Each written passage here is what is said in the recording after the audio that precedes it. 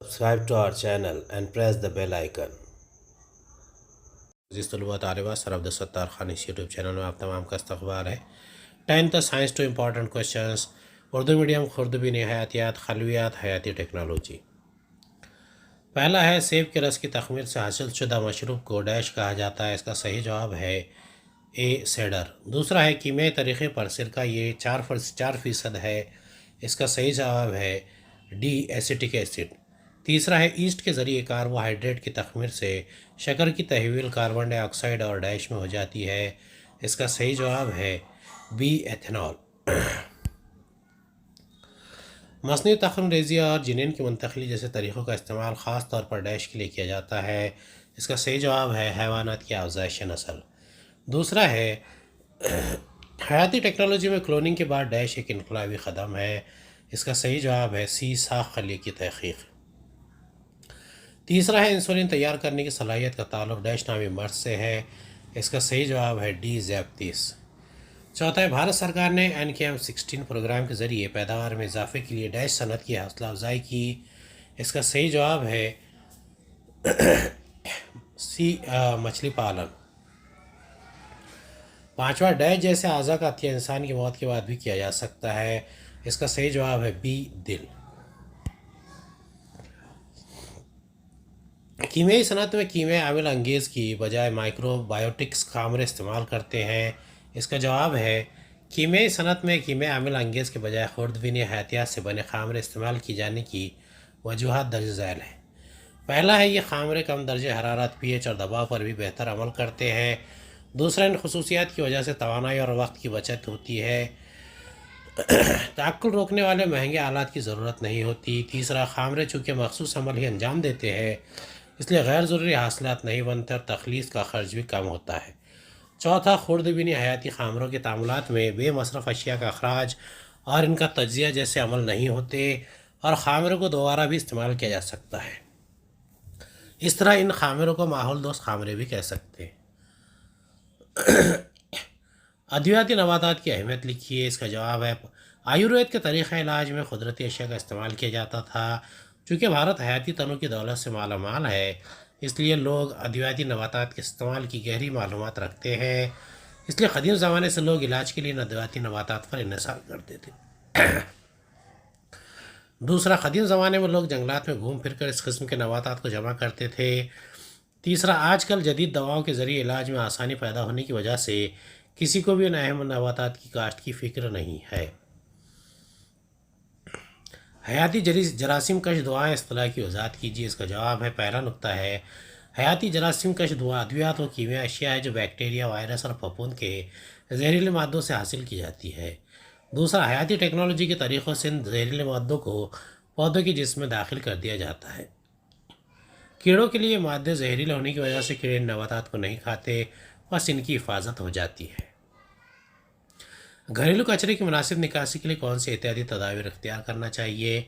اس کا جواب ہے گھریلو کچرے کو سب سے پہلے حیاتی تنزل پذیر اور غیر حیاتی تنزل پذیر کے لحاظ سے الگ کرنا چاہیے۔ عام زبان میں ہم انہیں گیلا کچرا اور سوکھا کچرا کہہ سکتے ہیں۔ غیر حیاتی تنزل پذیر اشیاء کو دوبارہ دور کے لیے استعمال کیا جا سکتا ہے۔ حیاتی تنزل پذیر اشیاء قدرتی طور پر تحلیل ہو جاتی ہے۔ حیاتی تنزل پذیر فاضل اشیاء کو تیار شدہ گڑھوں میں ڈال کر اس پر مٹی یا بھوسڑ وغیرہ ڈال کر انہیں تحلیل ہونے کے لیے چھوڑ دے تو چند ہفتوں بعد اس میں اعلیٰ درجے کی کھاد تیار ہوتی ہے۔ غیر حیاتی تنزل پذیر اشیاء جیسے پلاسٹک، کانچ کے ٹکڑے، دھاتی ٹکڑے جیسے اشیاء کے لیے ممکن ہو تو دوبارہ دور کے لیے استعمال کر سکتے ہیں۔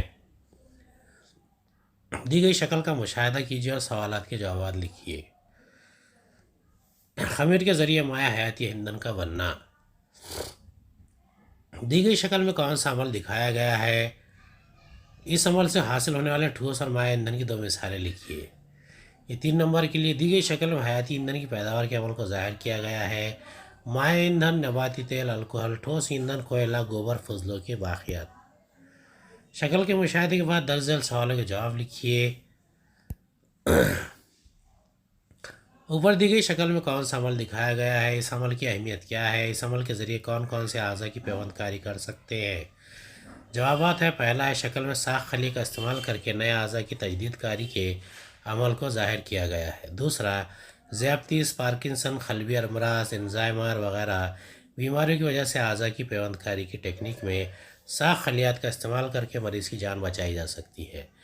تیسرا، ساخ خلیہ تھراپی ٹیکنیک کے ساتھ استعمال سے گردہ اور جگر کی پیوند کاری کی جا سکتی ہے۔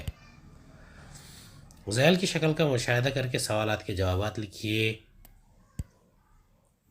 منظر والا ٹھوس کچرے کے انتظام کے طریقے کا نام لکھیے۔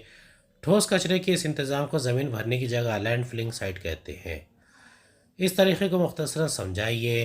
شہروں میں جمع ہونے والے تحلیل شدہ کچرے کا اس طریقے میں استعمال ہوتا ہے۔ شہری آبادی سے کافی دور کھلی جگہ پر بڑے بڑے گڑھے بنا لیتے ہیں۔ ہر ایک گڑھے میں پلاسٹک کے استر لگائے جاتے تاکہ کچرے کے گندے یا زہریلے مادے مائع کی صورت میں جذب نہ ہو اور مٹی کو آلودہ نہ کرے۔ چوتھا، دبایا ہوا کچرا کمپوسٹ ویسٹ تیار شدہ گڑھوں میں ڈالا جاتا ہے۔ پانچواں، اس پر مٹی، لکڑی کا بھوسا، ہرا کچرا، سڑی گھاس وغیرہ خصوصی حیاتی کیمیکل کی تہ ڈالتے ہیں اور اسے تیار کرتے ہیں۔ دی گئی شکل کا بغور مشاہدہ کر کے خالی چوکنوں میں مناسب الفاظ لکھیے۔ پہلا ہے ساخ خلیات، عصبی خلیہ، دل، آنتے۔ منزل جدول مکمل کیجیے۔ جوابات جلی حروف میں لکھے گئے۔ خوردبینی حیاتی عمل سے حاصل شدہ اشیاء، افعال: سائٹرک ایسڈ تیزابیت پیدا کرنا، اسکاربک ایسڈ ضد تکسید اور حیاتین، بیٹا کیروٹین غذائی رنگ، گلائکولیپٹس ایملسیفائر، وینیلین ایسنس، زائلٹول مصنوعی مٹھاس۔ ماحول کے حسن انتظام کو ذہن میں رکھتے ہوئے درج خاکہ مکمل کیجیے۔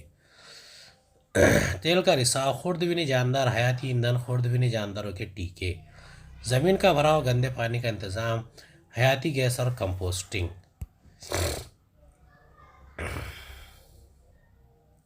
خوردبینی جاندار امینو ایسڈ، گنے کا میل اسپریجلس ٹائمگر، سائٹرک ایسڈ، گنے کا میل کارنسٹیپ الکوہل، لیکوبیسڈ ایپلوریکیڈ، لیکٹک ایسڈ، کارنسٹیپ الکوہل، اسپریجلس ایٹاکونک ایسڈ۔ درج جدول مکمل کیجیے۔ پودے، خوردبینی جاندار افعال: ٹیرس وٹاٹا، مٹی میں سے آرسینک نامی عنصر کو جذب کرنا، سیڈوموناس، پانی اور مٹی سے ہائیڈرو کاربن اور تیل جیسے آلائندوں کو جذب کرنا، سورج مکھی، یورینیم اور آرسینک کو جذب کرنا، ڈینوکوکس ریڈیوڈورنس، تابکار کچرے سے تابکار شعاع کو جذب کرنا۔ درج خاکہ مکمل کیجیے۔ انسانی قابل عطیہ اعضاء: گردے، جگر، دل، جلد۔ پلاسٹک کی تھیلی پر پابندی لگانا کیوں ضروری ہے؟ اس کا جواب ہے، پلاسٹک ایک غیر حیاتی تنزل پذیر شے ہے۔ اس کا ایک یا دو مرتبہ دوبارہ دورہ کیا جا سکتا ہے، لیکن اسے کسی بھی طرح دوبارہ ابتدائی اجزاء میں تبدیل نہیں کیا جا سکتا۔ اس کی شکل و صورت میں 100 سال کے عرصے کے بعد بھی کوئی تبدیلی نہیں ہوتی۔ اس طرح یہ کسی بھی ماحول کے لیے ایک ٹھوس فاضل آلودگی والے ٹھوس شے ہے۔ اسے جلانے پر زہری گیس خارج ہوتی ہے۔ اسے گھڑے میں یا زمین بھرنے کے لیے استعمال نہیں کیا جا سکتا۔ یہ تحلیل ہو جانے والی اشیاء کی تحلیل میں رکاوٹ بن جاتا ہے۔ اسے آبی ذخائر میں پھینکا جائے تو آبی جانداروں کو نقصان پہنچ سکتا ہے۔ گھاس چرنے والے پالتو جانور انجانے میں کھا لے تو یہ جسم کی غذائی نالی کو سخت نقصان پہنچا سکتے ہیں۔ بارش میں پلاسٹک کے اجزاء نکاسی کے پائپ میں رکاوٹ بن جاتے ہیں، جس کی وجہ سے بارش کے موسم میں شہر میں سیلابی کیفیت پیدا ہو جاتی ہے۔